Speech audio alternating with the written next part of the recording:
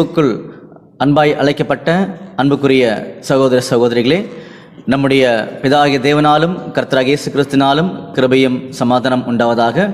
விசேஷமாக நிறைவேறும் நீதி என்ற தலைப்பின் கீழாக தொடர்ந்து ஆண்டுடைய சத்தியங்களை பார்த்துட்டு இருக்கோம். இதுவரைக்கும் பார்த்தீங்கன்னா 72 பாகங்கள் பார்த்துருக்கோம். இன்னைக்கு கடந்து போகக்கூடிய பாகம் பார்த்தீங்கன்னா 73ஆம் பாகத்துக்குள்ளாக நம்ம கடந்து போக போகிறோம். எந்த தலைப்பின் கீழே பார்த்துட்டு இருக்கோம்னு சொல்லி பார்த்தீங்கன்னா விசேஷமான ஒரு தலைப்பு நம்ம பார்த்தோம் இல்லையா, ஒளிந்து போன அற்புதமும் அடையாளமும் என்ற தலைப்பின் கீழாக நம்முடைய ஆண்டவராக இயேசு கிறிஸ்துவனுடைய சில உண்மைகளை நம்ம பார்த்துட்டு இருக்கோம் இல்லையா. அப்போ அதில் கடைசியாக பார்த்த வகுப்பில் என்ன பார்த்துருந்தோம்னு சொல்லி பார்த்தீங்கன்னா, இன்னைக்கு அநேகர் இந்த அற்புதத்தையும் அடையாளத்தையும் பார்த்தீங்கன்னா நம்புறாங்க, அநேகர் செய்கிறாங்க. அதை பார்த்து விசுவாசத்துக்குள்ள நிறைய ஜனங்கள் பெருகிட்டே போயிட்டு இருக்காங்க. அப்போ இந்த காரியங்கள் நம்முடைய வேதாமத்து கூட இன்றைய காலப்பகுதியில் ஒத்து போகுதா, இசைவா இருக்குதா அப்படின்னு சொல்லக்கூடிய சில கேள்விகள் சந்தேகங்கள் நமக்கு வந்துச்சு. அதன் அடிப்படையில் பார்த்தீங்கன்னா இந்த பாடங்களை நம்ம பார்க்க ஆரம்பிச்சோன்னு சொல்லி நம்ம கவனிச்சோம் இல்லையா. அப்படி பண்ணும்போது நம்முடைய வேதாமத்தில் அற்புதங்கள் செய்யப்பட்டிருக்குது. நம்முடைய ஆண்டவர் இயேசு கிறிஸ்து அற்புதங்கள் செய்திருக்கிறாரு. அவரை விசுவாச ஆதிகால அப்போஸ்தலர்களும் சீஷர்களும் அற்புதங்கள் செய்திருக்கிறாங்க. இந்த அதிகாரத்தை நம்முடைய ஆண்டவராக இயேசு கிறிஸ்து தான் கொடுத்தார். ஆனால் இன்றைய கால பகுதியில் இது சாத்தியமா, இது வேதத்துக்கு இசைவா இருக்குதா அப்படின்றத முக்கியமான கேள்வி. அப்போ அந்த கேள்விக்கான பதிலுக்காக உள்ள கடந்து போகும்போது சில விஷயங்கள் நம்ம தியானிக்க ஆரம்பித்தோம். ஏன்னு சொல்லி பார்த்தீங்கன்னா, தேவனுடைய பிள்ளைகள் எப்படிப்பட்டவன்னு சொல்லி சொல்லும் போது பாருங்க, 1 கொரிந்தியர் 2ஆம் அதிகாரம் 15ஆம் வசனம். 1 கொரிந்தியர் 2ஆம் அதிகாரம் 15ஆம் வசனம். ஆவிக்குரியவன் எல்லாவற்றையும் ஆராய்ந்து நிதானிக்கிறான். பாத்தீங்களா, ஆவிக்குரியவன் எல்லாவற்றையும் ஆராய்ந்து நிதானிக்கிறான். அப்போ இன்னைக்கு நம்முடைய ஆண்டவராக இயேசு கிறிஸ்துவை பின்பற்றி போகக்கூடிய பிள்ளைகள் எல்லா காரியங்களும் நிதானிக்கணும். இந்த காரியங்கள் நம்முடைய வேதாமத்தில் நம்முடைய ஆண்டவர் இயேசு கிறிஸ்து மூலமாக உறுதிப்படுத்தப்பட்ட காரியங்களா, தெளிவுபடுத்தப்பட்ட காரியங்களா, அனுமதிக்கப்பட்ட காரியங்களா அப்படின்னு சொல்லி என்ன பண்ணணும்னா நிதானிச்சு பார்க்கின்ற உண்மையை கூட இங்க சொல்லி காமிச்சார். அதன் அடிப்படையில் தான் நம்ம உள்ள போக ஆரம்பிச்சோம்னு சொல்லி கவனிக்கணும் இல்லையா. அப்படின்னா ஒளிந்து போன அற்புதமும் அடையாளமும் அப்படின்னு சொல்லக்கூடிய தலைப்பில் தான் நம்ம பார்த்துட்டு இருக்கோம் இல்லையா. அப்படி கவனிக்க ஆரம்பிக்கும் போது நம்முடைய வேதாமத்தில் பழைய ஏற்பாட்டு காலத்திலையும் அநேக அற்புதங்களும் அடையாளங்களும் செய்யப்பட்டன அப்படின்னு சொல்லி பார்த்தோம். ஏன் செய்யப்பட்டன அப்படின்னு சொல்லி கவனிக்கும் போது நம்முடைய பிதாகிய தேவன் நம்முடைய ஆண்டவர் இயேசு கிறிஸ்து மூலமாக மோசே என்ன பண்ணாருன்னா அனுப்புறாரு, ஜனங்கள் மத்தியில் அனுப்புறாரு. எங்க இஸ்ரேல் ஜனங்கள் மத்தியில் அனுப்புறாரு. அப்படி அனுப்பும்போது மோசே தேவனால அனுப்பப்பட்டவர் அப்படின்னு சொல்லி இஸ்ரேல் ஜனங்களும் நம்பணும். அன்னைக்கு இருக்கக்கூடிய பார்வோன் அவனுடைய சாம்ராஜ்யமும் நம்பணும். அதுக்காக அநேக வல்லமையான காரியங்களை மோசேயின் மூலமாக பிதாகிய தேவன் யாவே தேவன் செய்ய வச்சார். நமக்கு அநேக வசனங்கள் வேதாமத்துக்குள்ள இருக்கின்ற காரியங்கள் நம்ம பார்த்துட்டு இருக்கோம் இல்லையா. நல்லா கவனி அன்புக்குரிய சகோதர சகோதரிகளே, ஒவ்வொரு வார்த்தையும் வேதாமத்தில் சொல்லப்பட்டிருக்குதா மட்டும் நீங்க கவனிங்க, மற்றபடி நீங்க எதையுமே கவனிக்க வேண்டாம், சரிங்களா. அப்போ ஒரு வசனம் படிக்கலாமா பாருங்க. யாத்ராகமம் 4ஆம் அதிகாரம் 1ஆம் வசனம் படிங்க. யாத்ராகமம் 4ஆம் அதிகாரம் 1ஆம் வசனம் முதல். அப்போது மோசே, அவர்கள் என்னை நம்பார்கள், என் வாக்குக்கு செவி கொடார்கள். பாத்தீங்களா, மோசே சொல்றாரு அப்பொழுது அவர்கள் என்னை நம்பார்கள் அப்படின்னு சொல்லும் போது, நீ ஒன்னும் கவலைப்படாதீங்க மோசே, நான் உங்களுக்கு அநேக வல்லமைகளை கொடுக்கிறேன், அதை வச்சு நிறைய அற்புதங்களையும் அடையாளங்களையும் செய்யுங்க, அப்பொழுது நம்புவார்கள்.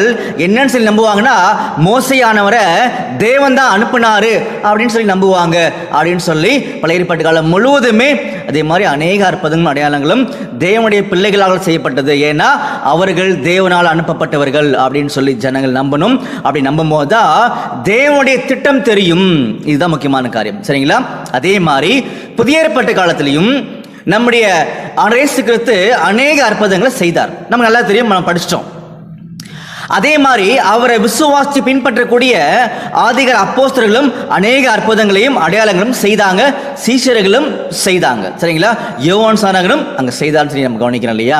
இப்படி பண்ண அன்புக்குரிய சகோதர சகோதரிகளே, இவங்கெல்லாம் ஏன் பண்ணாங்க அப்படின்னு சொல்லி கவனிக்கும் போது உதாரணம் பாருங்க.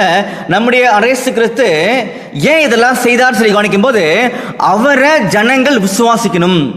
என்னன்னு சொல்லி விசுவாசிக்கணும் படிக்கலாமா பாருங்க. யோவான் 7ஆம் அதிகாரம் 28-29 படிங்க. யோவான் 7ஆம் அதிகாரம் 28ஆம் வசனம் முதல். அப்போது இயேசு தேவாலயத்தில் உபதேசிக்கையில் சத்தமிட்டு, நீங்கள் என்னை அறிவீர்கள், நான் எங்கே இருந்து வந்தேன் என்றும் அறிவீர்கள், நான் என் சுயமாய் வரவில்லை, என்னை அனுப்பினார் சத்தியம் உள்ளவர், அவரை நீங்கள் அறியாதிருக்கிறீர்கள். நான் அவரால் வந்திருக்கிறபடியினாலும். பாத்தீங்களா, நான் அவரால் வந்திருக்கிறபடினாலும். அப்போ நம்முடைய ஆண்டவராக இயேசு கிறிஸ்துவ மேல இருக்க ஒருத்தர் பாத்தீங்கன்னா மேல இருந்து அவரை கீழே அனுப்பினார். நல்லா புரிஞ்சுக்கோங்க.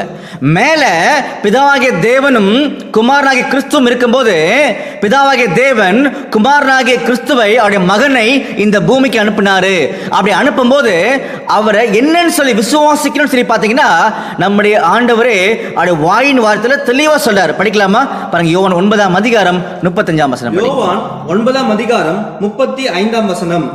அவனை அவர்கள் புறம்பே தள்ளிவிட்டதை இயேசு கேள்விப்பட்டு அவனை கண்டபோது, நீ தேவனுடைய குமாரனிடத்தில் விசுவாசமா இருக்கிறாயா என்றார். பாத்தீங்களா, நீ தேவனுடைய குமாரன் கிட்ட விசுவாசமா இருக்கிறியா அப்படின்னு சொல்லி கேட்கிறார். அப்போ நாம இத போன வகுப்புல ரொம்ப தெளிவா பார்த்துட்டோம்.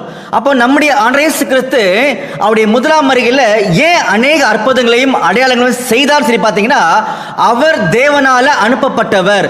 அவர் தேவனுடைய, அதாவது யாவே தேவனுடைய குமாரன் அப்படின்னு சொல்லி ஜனங்கள் விசுவாசிக்கணும்.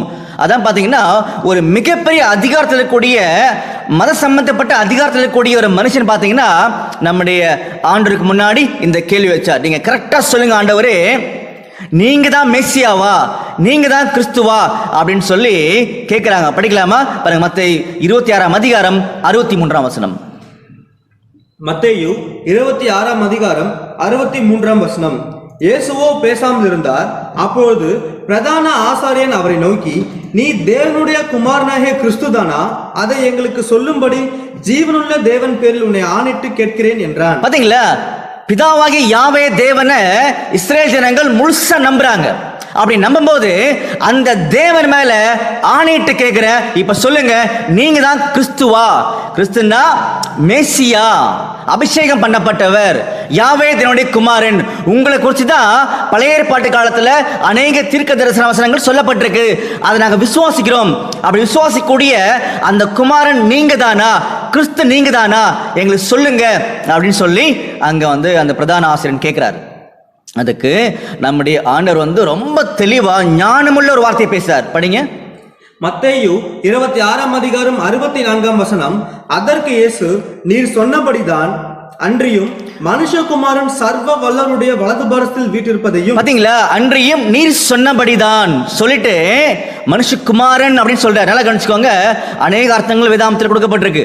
இந்த இடத்துல பிரதான ஆசாரியன் என்ன சொன்னாரோ அதுதான் சரி அப்படின்னு சொல்லி நம்முடைய ஆண்டவர் சொன்னார். நல்லா புரிஞ்சுக்கோங்க. அப்போ முதலாம் வருகையில நம்முடைய ஆண்டவராக இயேசு கிறிஸ்து ஏன் அநேக அற்புதங்களையும் அடையாளங்களையும் செய்தாரு அப்படின்னு சொல்லி கவனிக்கும் போது, அவர் தேவனால் அனுப்பப்பட்ட தேவனுடைய குமாரன். அவர் யார் கிடையாது, அவரு பிதாவாகிய தேவன் கிடையாது, அவர் வேற, இவர் வேற அப்படின்னு சொல்லி ரொம்ப தெளிவாக அங்க அநேக காரியங்களை செய்தான்னு சொல்லி பார்க்கணும் இல்லையா? அடுத்து பாத்தீங்கன்னா, இவரை நம்முடைய இயேசு கிறிஸ்துவை பின்பற்றி போகக்கூடிய ஆதிகால அப்போஸ்தலர்கள், சீஷர்கள், அவங்களும் அநேக அற்புதங்களையும் அடையாளங்களையும் செய்தார்கள். ஏன் செய்தார்கள் அப்படின்னு சொல்லி கவனிக்கும் போது, அவங்களுடைய உபதேசங்களை கவனிக்கும் போதே நமக்கு தெரிஞ்சிடும். உதாரணத்துக்கு பாருங்க, ஆதிகால அப்போஸ்தலர்களும் சீஷர்களும் என்ன உபதேசம் செய்தார்கள். படிக்கலாமா? பாருங்க, அப்போஸ்தலர் 5ஆம் அதிகாரம் 42ஆம் வசனம். அப்போஸ்தலர் 5ஆம் அதிகாரம் 42ஆம் வசனம். தினந்தோறும் தேவாலயத்திலேயும் வீடுகளிலேயும் இடைவிடாமல் உபதேசம் பண்ணி இயேசுவே கிறிஸ்து என்று பிரசங்கித்தார்கள். பாத்தீங்களா, இயேசுவே கிறிஸ்து என்று பிரசங்கித்தார்கள். நல்லா புரிஞ்சுக்கோங்க.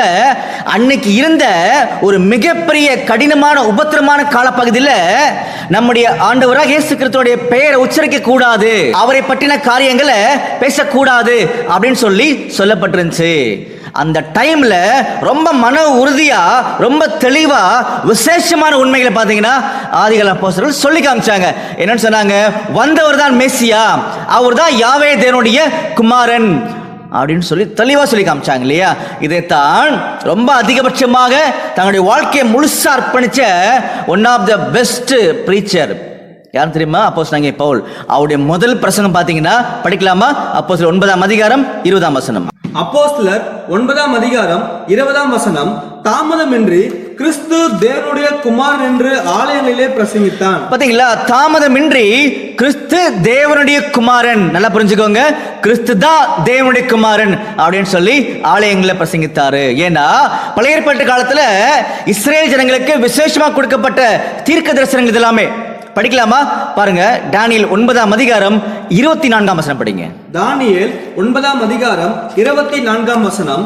மீறுதலை தவிர்க்கிறதற்கும், பாவங்களை தொலைக்கிறதற்கும், அக்கிரமத்தை நிவர்த்தி பண்ணுகிறதற்கும், நித்திய நீதியை வருவிக்கிறதற்கும், தரிசனத்தையும் தீர்க்க தரிசனத்தையும் முத்தரிக்கிறதற்கும், மகா பரிசுத்தம் உள்ளவரை அபிஷேகம் பண்ணுகிறதற்கும், உன் ஜனத்தின் மேலும் உன் பரிசுத்த நகரத்தின் மேலும் 70 வாரங்கள் செல்லும்படி குறிக்கப்பட்டிருக்கிறது. இப்பொழுதும் நீ அறிந்து உணர்ந்து கொள்ள வேண்டியது என்னவென்றால், எருசலேமை திரும்ப எடுப்பித்து கட்டுகிறதுக்கான கட்டளை வெளிப்படுவது முதல் பிரபுவாகிய மேசியா வரும் மட்டும். பாத்தீங்களா? பிரபுவாகிய மேசியா வரும் மட்டும். அப்போ மேசியா என்றால் என்ன அர்த்தம்ன்றத புதிய ஏற்பாட்டுல ரொம்ப தெளிவா எழுதி காமிக்கிறாங்க. படிக்கலாமா? பாருங்க, யோவான் 1ஆம் அதிகாரம் 41ஆம் வசனம். யோவான் 1ஆம் அதிகாரம் 41ஆம் வசனம். அவன் முதலாவது தன் சகோதரனாகிய சீமோனை கண்டு மேசியாவை கண்டோம் என்று சொன்னான். பாத்தீங்களா? மேசியாவை கண்டோம். மேசியா என்பதற்கு கிறிஸ்து என்று அர்த்தமா? மேசியா என்பதற்கு கிறிஸ்து என்று அர்த்தமாம். பண்புக்குரிய சகோதர சகோதரிகளே, இதை நம்ம ஏன் பார்த்துட்டு இருக்கோம் சரி பாத்தீங்கன்னா, புதிய ஏற்பாட்டு காலத்துல நம்முடைய ஆண்டவர் அநேக அற்புதங்களையும் அடையாளங்களும் செய்தார். அவரை பின்பற்றின, அவரை விசுவாசித்த ஆதிகால அப்போஸ்தலர்களும் சீஷர்களும் அநேக அற்புதங்களையும் அடையாளங்களும் செய்தார். ஏன் செய்தாங்க அப்படின்னு சொல்லி கவனிக்கும் போது, பிதாவாகிய யாவே தேவன் குமாரனாகிய கிறிஸ்துவ அனுப்பினாரு. நம்பணும் ஜனங்கள். என்ன நம்பணும்? அவர்தான் மேசியா, அவர்தான் தேவனுடைய குமாரன் சொல்லி நம்பணும். சரிங்களா?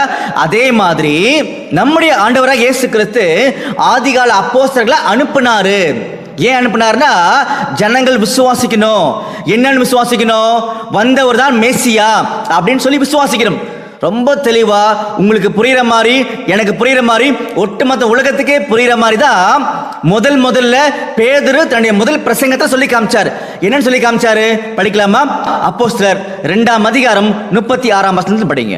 அப்போஸ்தலர் 2ஆம் அதிகாரம் 36ஆம் வசனம் முதல், ஆகையினால் நீங்கள் சிலுவையில் அறைந்த இந்த இயேசுவையே தேவன் ஆண்டவரும் கிறிஸ்துவும் ஆக்கினார் என்று இஸ்ரவேல் குடும்பத்தார் யாவரும் நிச்சயமாய் அறிய கடவர்கள். பாத்தீங்களா? இஸ்ரேல் ஜனங்களுக்கு ரொம்ப தெளிவா சொன்னாரு, நீங்க ஒருத்தரை சிலுவையில் அறைஞ்சீங்க, அவர்தான் மேசியா, அவர்தான் தேவனுடைய குமாரன் அப்படின்னு சொல்லி சொன்னார் இல்லையா?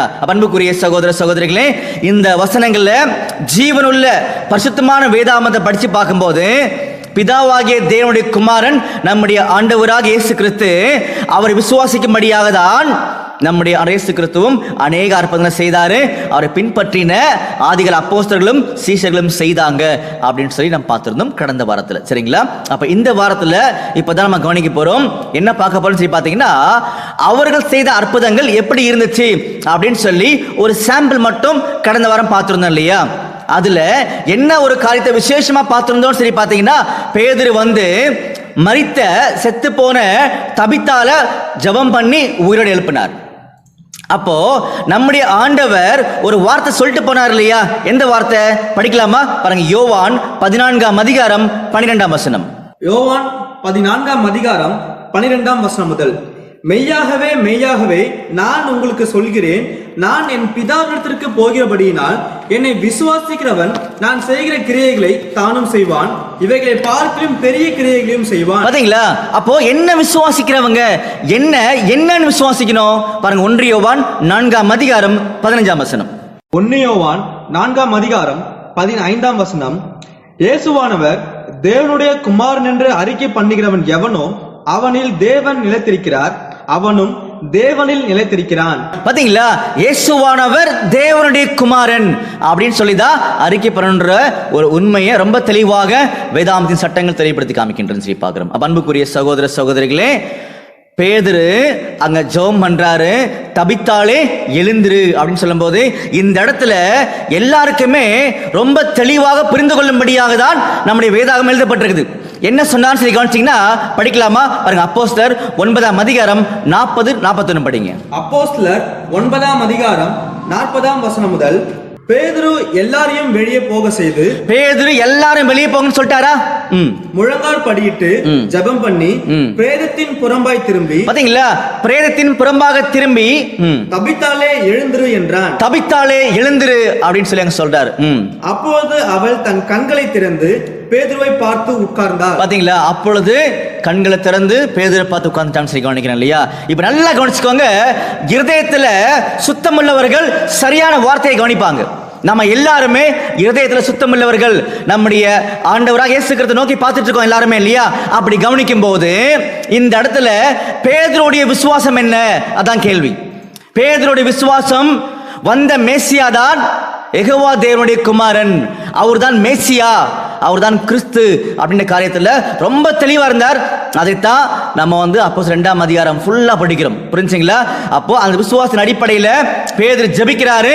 அந்த தபித்தாள் மரித்து போன செத்து போன அந்த தபித்தாள் எழுதிட்டாங்க பார்க்கறோம் இல்லையா? அப்போ இன்னைக்கு என்ன விசுவாசிக்கிறவங்க என்னை விட பெரிய கிரியைகளை செய்வாங்கன்னு சொல்லி நம்முடைய ஆண்டவர் சொன்ன அடிப்படையில் இங்க பேதுருவும் இங்க செய்து காமிச்சார். அப்போ இன்னைக்கு நம்முடைய ஆண்டவர் இயேசு கிறிஸ்துவுடைய பெயரை பயன்படுத்தி அற்புதங்கள் செய்யறவங்க எங்க போய் செய்யணும்? மார்ச்சரி, எங்கெங்கெல்லாம் பிணங்கள் அடக்கம் செய்யப்பட்டிருக்குதோ அந்த இடத்துல போயிட்டு என்ன பண்ணணும்னா உட்கார்ந்து ஜெபம் பண்ணணும். ஜெபம் பண்ணி பிணத்தை பார்த்து நீ எழுந்திருன்னு சொல்லும். ஏன்னா மரணம் என்பது ஒரு மிக கொடிதான வேதனை. எத்தனையோ ஜனங்கள் அழுகுறாங்க, வேதனைப்படுறாங்க இல்லையா? அப்ப எல்லாருக்குமே இந்த மாதிரி விசேஷமான அற்புதங்களை இன்னைக்கு ஊழியம் செய்யக்கூடிய, இன்னைக்கு பிரசங்கம் பண்ணக்கூடிய ஒவ்வொரு சகோதரனும் ஒவ்வொரு போதகனும் செய்ய முடியுமா அப்படின்னு சொல்லி இயேசு கிறிஸ்துவை உண்மையா விசுவாசிக்கிறவங்க யோசிக்கணும். அன்புக்குரிய சகோதரர்களே, இந்த இடத்துல பிணத்துக்கு விசுவாசம் வேண்டுமான்னு பார்த்தீங்கன்னா தேவையில்லை. யார் அற்புதம் செய்யறாங்களோ அவங்க இயேசு கிறிஸ்துவ தேவனுடைய குமாரன் விசுவாசா போன்னு சொல்லி காமிச்சார். அப்ப அப்படிப்பட்ட அற்புதங்கள் தான் அன்னைக்கு நடந்திருக்கின்ற ஒரு காரியத்தை குறித்து பார்த்தோம் இல்லையா?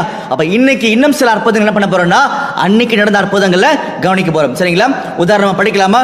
பாருங்க, ரொம்ப முக்கியமான வசனம் படிக்க போறோம். கொஞ்சம் தயவு செய்து கூர்ந்து கவனிங்க. சரிங்களா? பாருங்க, அப்போஸ்தலர் 3ஆம் அதிகாரம் 1ல இருந்து படிக்கலாம். அப்போஸ்தலர் 3ஆம் அதிகாரம் 1ஆம் வசனம் முதல். ஜெப வேளையாகிய 9ஆம் மணி நேரத்திலே பேதுரும் யோவானும் தேவாலயத்துக்கு போனார்கள். அப்போது தன் தாயின் வயிற்றிலிருந்து சப்பானியாய் பிறந்த ஒரு மனுஷனை சுமந்து கொண்டு வந்தார்கள். பாத்தீங்களா? அப்போ தன்னுடைய தாயினுடைய வயிற்றில இருந்து பிறந்ததிலிருந்து சப்பானியா ஒரு மனுஷன் இருக்கார். சரிங்களா? அடுத்தது, தேவாலயத்திலே பிரவேசிக்கிறவிடத்தில் பிச்சை கேட்கும்படி நாடோறும் அவனை அலங்கார வாசல் எனப்பட்ட தேவாலய வாசலண்டையிலே வைப்பார்கள். பாத்தீங்களா? அப்போ பிறவிலே சப்பானியா இருக்கக்கூடிய அந்த மனுஷனை கொண்டு வந்து அந்த வாசல் பக்கத்தில் உட்கார வைப்பாங்களா? ஏன் உட்கார வைக்கிறாங்க? படிங்க. தேவாலயத்திலே பிரவேசிக்க போகிற பேதுருவையும் யோவானையும் அவன் கண்டு பிச்சை கேட்டான். பாத்தீங்களா? அப்போ அங்க உட்கார்ந்திருக்கக்கூடிய அந்த சப்பானியோட நோக்கம் என்ன? பிச்சை கேட்கறது. ஏதாவது கிடைக்குமா? நல்லா கவனிச்சுக்கோங்க. அந்த சப்பானி என்ன குணப்படுத்துவாங்க அப்படின்னு விசுவாசம் கிடையாது. ஏதாவது கிடைக்குமா அப்படின்னு சொல்லி உட்கார்ந்துருக்காரு. சரிங்களா? படிங்க. 4ஆம் வசனம். பேதுரும் யோவானும் அவனை உற்று பார்த்து எங்களை நோக்கி பார் என்றார்கள். பாத்தீங்களா? பேதுரும் யோவானும் அந்த சப்பானை பார்த்து எங்களை நோக்கி பார். 5ஆம் வசனம். அவன் அவர்களிடத்தில் ஏதாகிலும் கிடைக்கும் என்று எண்ணி. பாத்தீங்களா? இந்த வசனம் ரொம்ப ரொம்ப முக்கியமான வசனம். அன்புக்குரிய சகோதர சகோதரிகளே, இன்னைக்கு உலகத்துக்குள்ள நம்முடைய ஆண்டவராக இயேசு கிறிஸ்துவுடைய நாமத்தை பயன்படுத்தக்கூடிய ஒவ்வொரும் சிந்திக்க வேண்டிய வசனம், ஒவ்வொரு கிறிஸ்தவனும் யோசிக்க வேண்டிய வசனம். மறுபடியும் அந்த வசனத்தை முழுசா படிக்கலாமா? 5ஆம் வசனம். அவன் அவர்களிடத்தில் ஏதாகிலும் கிடைக்கும் என்று எண்ணி அவர்களை நோக்கி பார்த்தான். பாத்தீங்களா? எதற்காக அந்த சப்பானி பேதுரையும் யோவானையும் பார்க்கிறார் அப்படின்னு பாத்தீங்கன்னா, ஏதாவது கிடைக்குமா? என்ன ஏதாவது? பிச்சை கிடைக்குமா அப்படின்னு சொல்லக்கூடிய ஒரு முழு நம்பிக்கையோட அவங்களை கவனிக்கிறார். புரிஞ்சுங்களா? 6ஆம் வசனம். அப்போது பேதுரு, வெள்ளியும் பொன்னும் என்னிடத்தில் இல்லை, என்னிடத்தில் உள்ளதை உனக்கு தருகிறேன், நசரேயனாகிய இயேசு கிறிஸ்துவின் நாமத்தினாலே நீ எழுந்து நட என்று சொல்லி. பாத்தீங்களா? அப்ப என்ன சொன்னாங்க? பேதுரு, வெள்ளியும் கிடையாது, பொண்ணும் கிடையாது, நசரேயனாகிய இயேசு கிறிஸ்துவின் நாமத்துல நீ எழுந்து நட அப்படின்னு சொல்லும்போது பாத்தீங்கன்னா அந்த பிறவி சப்பானி எழுந்து நடக்க ஆரம்பிச்சிட்டாரு. அன்புக்குரிய சகோதரர்களே, இந்த இடத்துல நம்ம என்ன கவனிக்கணும்னு சொல்லி பாத்தீங்கன்னா, அந்த சப்பானி என்ன குணப்படுத்துங்கன்னு சொல்லி கேட்கல. அந்த சப்பானி கிட்ட என்ன கிடையாது? விசுவாசம் கிடையாது. நல்லா புரிஞ்சுக்கோங்க. இந்த ரெண்டு காரியமும், அதாவது விசுவாசம் சம்பந்தப்பட்ட ரெண்டு காரியமும் அங்க கிடையாது. அப்ப அவர் எதிர்பார்த்தது பிச்சை. அந்த சூழ்நிலையில பேதுரு சொல்றாரு, நசரேயனாகிய இயேசு கிறிஸ்து நாமத்தினாலே நீ எழுந்து நடன்னு சொல்லும் போது எழுந்து நடந்தாருன்னு சொல்லி கவனிக்கிறேன் இல்லையா? அப்போ இந்த மாதிரி அநேக அற்புதங்களும் அடையாளங்களும் செய்யறதுக்கு பாத்தீங்கன்னா, யாருக்கு செய்யப்படுகின்றதோ அவங்ககிட்ட விசுவாசம் இருக்க வேண்டிய அவசியம் கிடையாது அப்படின்னு சொல்லி வேதாகமம் ரொம்ப தெளிவாக விசுவாசிக்கிறது. வேதாகமம் ரொம்ப தெளிவாக உறுதிப்படுத்துகின்றது அப்படின்ற காரியங்களை கூட நம்ம புரிஞ்சுக்கணும் சொல்லி பார்க்கிறோம். சில இடங்கள்ல யார் யாரெல்லாம் விசுவாசிக்கிறாங்களோ அவங்களுக்கும் பாத்தீங்கன்னா இந்த மாதிரி செய்யப்பட்டிருக்கு. உதாரணத்துக்கு படிக்கலாமா? பாருங்க, அப்போஸ்தலர் 14ஆம் அதிகாரம் 8ல இருந்து படிங்க. அப்போஸ்தலர் 14ஆம் அதிகாரம் 8ஆம் வசனம் முதல். லீஸ்திராவிலே ஒருவன் தன் தாயின் வயிற்றிலிருந்து பிறந்தது முதல் சப்பானியாய் இருந்து ஒருபோதும் நடவாமல் கால்கள் வழங்காதவனாய் உட்கார்ந்து பவுல் பேசுகிறதை கேட்டுக்கொண்டிருந்தான். அவனை பவுல் உற்று பார்த்து, பாத்தீங்களா, பவுல் லீஸ்திரியால நல்லா பிரசங்கம் பண்ணிட்டு இருக்கார். பவுலுடைய பிரசங்கம் என்ன கிளியரா படிச்சிடலாமா? பாருங்க, கலாத்தியர் 1ஆம் அதிகாரம் 16ஆம் வசனம். கலாத்தியர் 1ஆம் அதிகாரம் 16ஆம் வசனம். தம்முடைய குமாரனை நான் புறஜாதிகளிடத்தில் சுவிசேஷமாய் அறிவிக்கும் பொருட்டாக. பாத்தீங்களா, தம்முடைய குமாரனை புறஜாதிகள்கிட்ட சுவிசேஷமா அறிவிக்கும்படியாக. யாருடைய குமாரனை? பிதாவாகி யாவே தேவனுடைய குமாரனை தான் எல்லாருக்கிட்டையும் சுவிசேஷமாக அப்போஸ்தலனாகிய பவுல் அறிவித்தார். அதனால தான் அவருடைய முதல் பிரசங்கமும் நமக்கு அதை சொல்லி கொடுத்துன்னு சொல்லி நம்ம வசனம் படிச்சிருந்தோம். எங்க படிச்சிருந்தோம்? அப்போஸ்தலர்ல 9ஆம் அதிகாரத்துல 20ஆம் வசனத்துல படிச்சிருந்தோம் இல்லையா? அப்போ விசுவாசத்துக்கேற்ற காரியங்களை அப்போஸ்தலனாகிய பவுல் பிரசங்கம் பண்ணும்போது அந்த பிறவிலே சப்பானியா இருந்த மனுஷன் அதை கூர்ந்து கவனிக்கிறாரு. அப்படி கூர்ந்து கவனிச்சதுனால இந்த இடத்துல பவுல் பார்க்கிறாரு. என்ன பார்க்கிறாரு? படிங்க அப்போஸ்தலர்ல. அப்போஸ்தலர் 14ஆம் அதிகாரம் 9ஆம் வசனம். பவுல் பேசுகிறதை கேட்டுக்கொண்டிருந்தான். அவனை பவுல் உற்று பார்த்து ரட்சிப்புக்கேற்ற விசுவாசம் அவனுக்கு உண்டென்று கண்டு. பாத்தீங்களா, நல்லா புரிஞ்சுக்கோங்க. இந்த இடத்துல ரெண்டு பேருக்கு விசுவாசம் இருக்கு. யாருக்கு இருக்கு? யாருக்கு சுகப்படுத்தணுமோ அவங்களுக்கு விசுவாசம் இருக்குது. யார் சுகப்படுத்துறாங்களோ அவங்கள்ட்ட விசுவாசம் இருக்கு. என்ன விசுவாசம் இருக்கு? ரட்சிப்புக்கேற்ற விசுவாசம் இருக்குது. அப்போ இந்த ரட்சிப்புக்கேற்ற விசுவாசம்னா என்னன்னு சொல்லி கவனிக்கும் போது தெளிவான உறுதியான சட்டத்தை வேதாகமத்துல நம்முடைய ஆண்டவர் கொடுத்திருக்காரு. படிக்கலாமா? பாருங்க, ரோமர் 10ஆம் அதிகாரம் 9ஆம் வசனம். ரோமர் 10ஆம் அதிகாரம் 9ஆம் வசனம். என்னவென்றால், கர்த்தராகிய இயேசுவை நீ உன் வாயினாலே அறிக்கையிட்டு தேவன் அவரை மரித்தோரிலிருந்து எழுப்பினார் என்று உன் இருதயத்திலே விசுவாசித்தால் ரட்சிக்கப்படுவாய். பாத்தீங்களா, கர்த்தராகிய இயேசுவை தேவன் தான் எழுப்பினாரு. அவரை எண்ணிக்கல, அவரால் முடியாது. ஏன்னா அவர் எங்க போயிட்டாரு? இந்த பூமிக்குள்ள மரணத்துக்குள்ள போயிட்டாரு.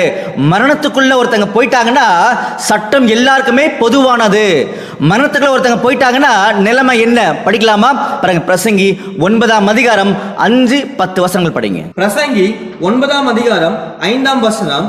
உயிரோடு இருக்கிறவர்கள் தாங்கள் மரிப்பதை அறிவார்களே, மரித்தவர்கள் ஒன்றும் அறியார்கள். பாத்தீங்களா, மரித்தவர்கள் ஒன்றும் அறியார்கள். அப்போ நம்முடைய ஆண்டவராக இயேசு கிறிஸ்து முதலாம் மரிகளை மரிச்சிட்டாரு. ஏறக்குறைய 3 நாள் இந்த பூமியில இருந்தாரு. அப்படியே மரிச்சான்றது வேதாகம் உறுதிப்படுத்திருச்சு. நம்ம எல்லாரும் நல்லா தெளிவா தெரியும். அப்ப அந்த டைம்ல அந்த நேரத்துல அவருடைய நிலைமை என்ன? மரித்தவர்கள் ஒன்றும் அறியார்கள். மரித்தவர்கள் ஒன்றும் அறியார்கள். இனி அவர்களுக்கு ஒரு பலனும் இல்லை. அவர்கள் பேர் முதலாய் மறக்கப்பட்டிருக்கிறது. மறக்கப்பட்டிருக்கு. எப்போ? உள்ள இருக்கும்போது. புரிஞ்சுங்களா? பூமிக்குள்ள இருக்கும்போது. சரிங்களா? இப்ப 10ஆம் வசனம் படிங்க. பிரசங்கி 9ஆம் அதிகாரம் 10ஆம் வசனம். செய்யும்படி உன் கைக்கு நேரிடுகிறது எதுவோ அதை உன் பலத்தோட செய். நீ போகிற பாதாளத்திலே செய்கையும் வித்தையும் அறிவும் ஞானமும் இல்லையே. பாத்தீங்களா, நாம போகக்கூடிய பாதாளத்துல, அதாவது மரணத்துக்குள்ள போயிட்டோம்னா செய்கை, வித்தை, அறிவு, ஞானம் எதுவுமே கிடையாது. சட்டம் எல்லாருக்குமே ஒரே சட்டம் தான். படிக்கலாமா? பாருங்க, எபிரேயர்ல 9ஆம் அதிகாரம் 16ஆம் வசனம். எபிரேயர் 9ஆம் அதிகாரம் 16ஆம் வசனம். ஏனென்றால் எங்கே மரண சாசனம் உண்டோ அங்கே அந்த சாசனத்தை எழுதினவனுடைய மரணமும் உண்டாக வேண்டும். பாத்தீங்களா, அப்போ மரண சாசனம் எல்லாருக்குமே ஒரே மாதிரிதான். அப்ப நம்முடைய ஆண்டவர் இயேசு கிறிஸ்து மரித்து இந்த பூமிக்குள்ள போயிட்டார். போகும்போது அவரை எழுப்பின ஒரு தேவன் அப்படின்னு சொல்லி விசுவாசம் அப்படின்னா நாம் ரட்சிக்கப்படுவோம் அப்படி சொல்லி தான் இந்த வசனம் சொல்லுது. எந்த வசனம்? மறுபடியும் படிக்கலாமா? ரோமர் 10ஆம் அதிகாரம் 9ஆம் வசனம் படிங்க.